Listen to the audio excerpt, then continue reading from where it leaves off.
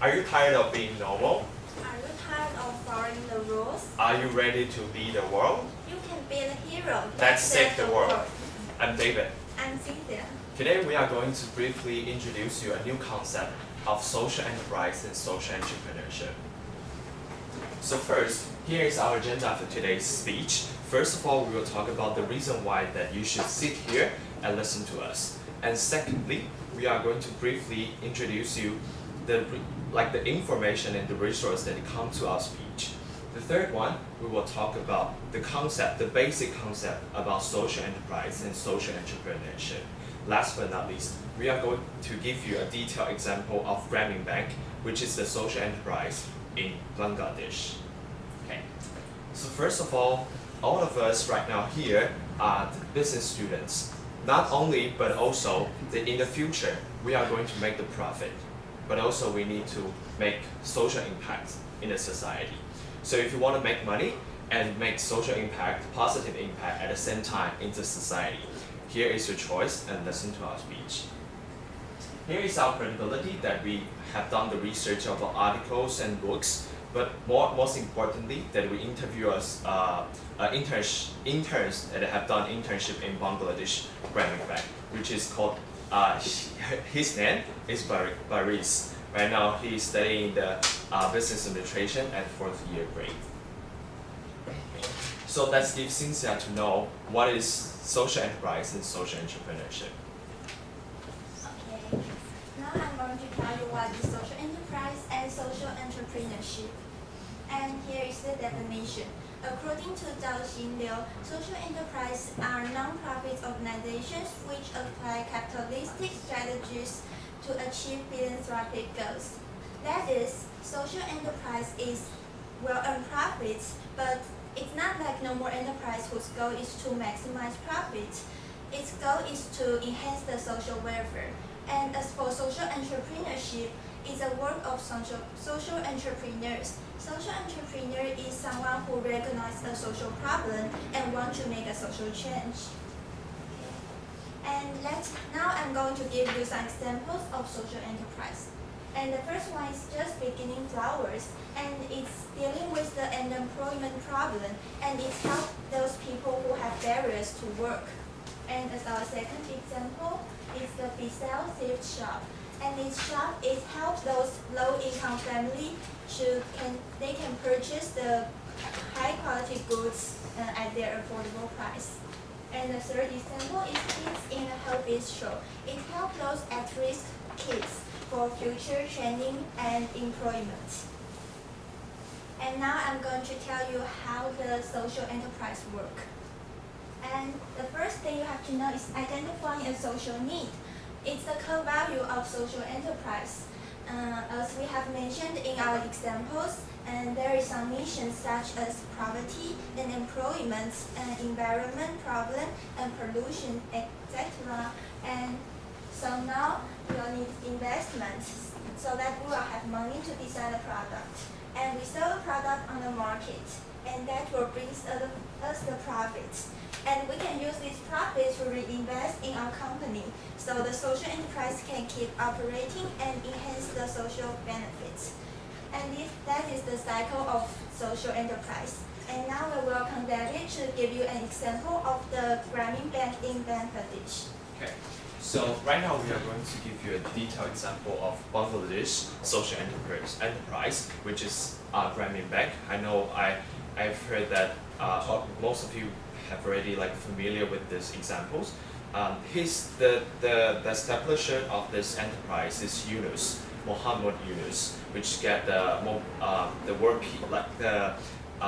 Nobel Prize just now. Yeah. So later on, I'm going to follow in the logic why. What's the reason why they established this social enterprise? And the second is how they operate this social enterprise, Grameen Bank. And thirdly is what's their impact around the world right now. So the reason why that Muhammad Yunus wanted to establish this social enterprise Grameen Bank is because they want to provide the credit to the poorest people right now in the Bangladesh. Most of them are women, and it's called also microfinance. And how does Grameen Bank operate, which is called Grameen methodology. The first one, compared to the normal bank, they go to the clients themselves. Normally, the clients will come to the bank.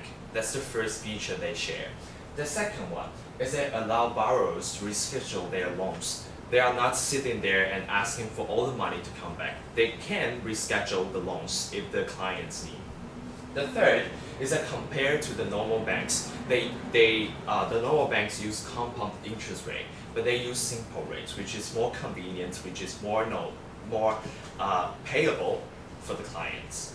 The fourth but not least, that as a social enterprise, they need to solve the social problems. So they find out the problems that in Bangladesh right now is poverty.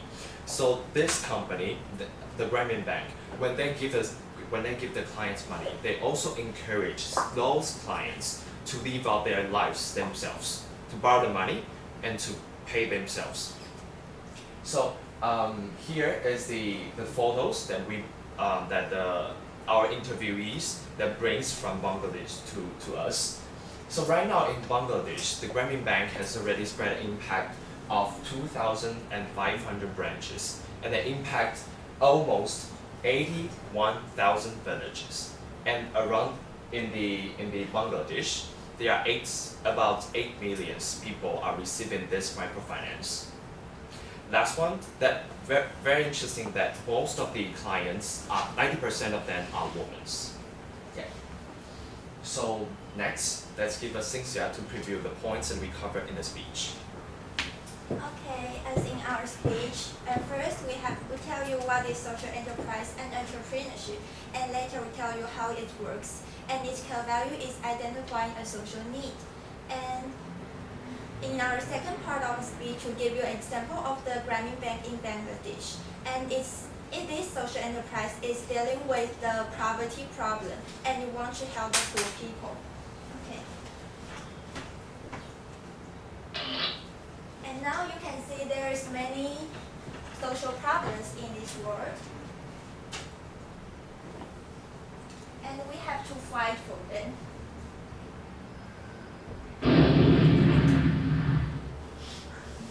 And we have to overcome those problems.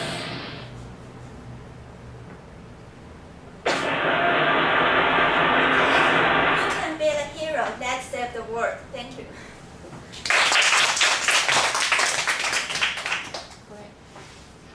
Okay, so right now it's our Q&A session. So if you have any questions, you can bring up right now.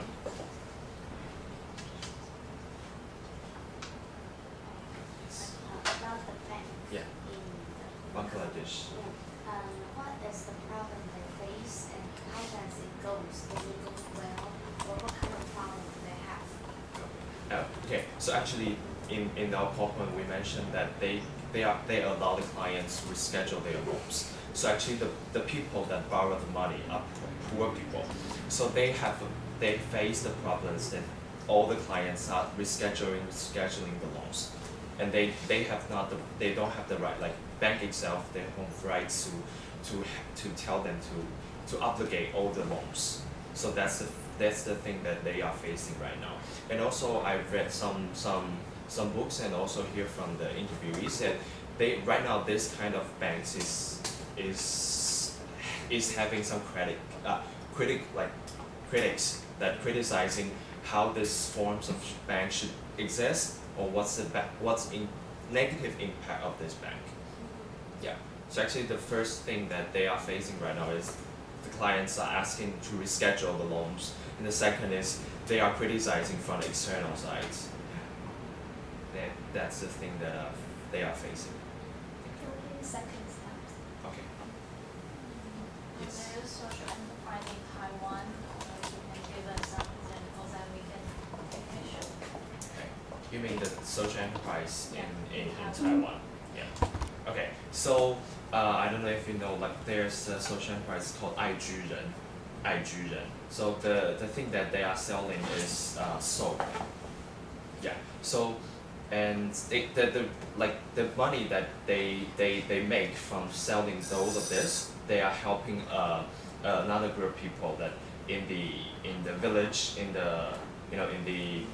the rural area, so that they are identified as social